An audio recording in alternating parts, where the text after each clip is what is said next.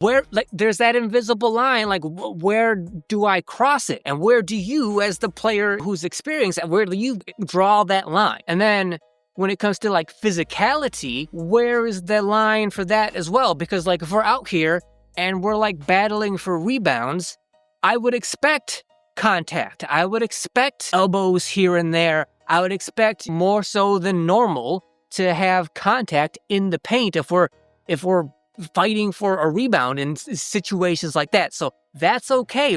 But then where is the line where it's not okay anymore? And where, like, suddenly we're going to go from playing basketball to now you want to fight me. There's this invisible line that you have that I don't know where it is. I don't know what it is. But if I cross it, then suddenly I've disrespected you to the point where now you're going to try to physically fight me. That's my big problem, which is, like, if I know a player can be manipulated in whatever way to the point where they want to stop playing basketball and start wanting to fight me, maybe if I deem it necessary, maybe I use that against them. If I know that there's something that I can do, and especially if there's something I can say, because talk is cheap, if I can just say whatever and get into their head and make them want to stop playing basketball and start wanting to fight me. I'm not that kind of person. I'm not the kind of player. I wouldn't do that. I'm just saying that, like, a player could do that. Like, you could have that used against you if, like, you show everybody, like, you don't say this thing because it's going to distract me from my game. Don't do this basketball thing to me, this movement, this action against me, because if you do that, I'm going to be thrown off my game. And I get that we're not talking about being thrown off your game and, like, in the context of this NFL player spitting on the other player after the game.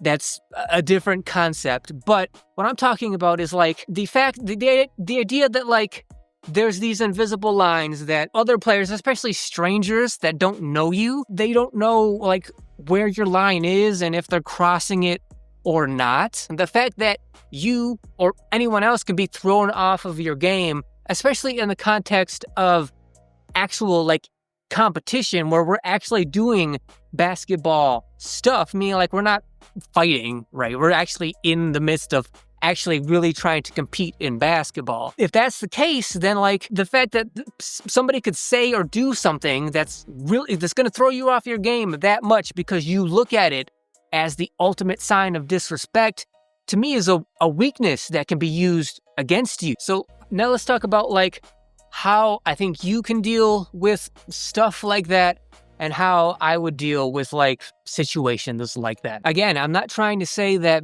being spit at or spit on is not disrespectful. Like, I'm not trying to say it's not a big deal. But for me, individually, specifically for me, the way I would deal with it if it happened to me, thankfully it never has, is if someone spit on me or at me, number one, my innate reaction would be that it's gross. Like, that's just gross that they would do that. But because of my past that I just went into, how I grew up and learning how to deal with it, is that because I'm like, when I'm on the basketball court, I'm very conscious of what I'm trying to do out here, what I'm trying to achieve. There's always a mission, there's always a goal. And usually, like, the biggest overall goal, other than having fun, is, like, play the game to the very best of my ability, the best I know how to play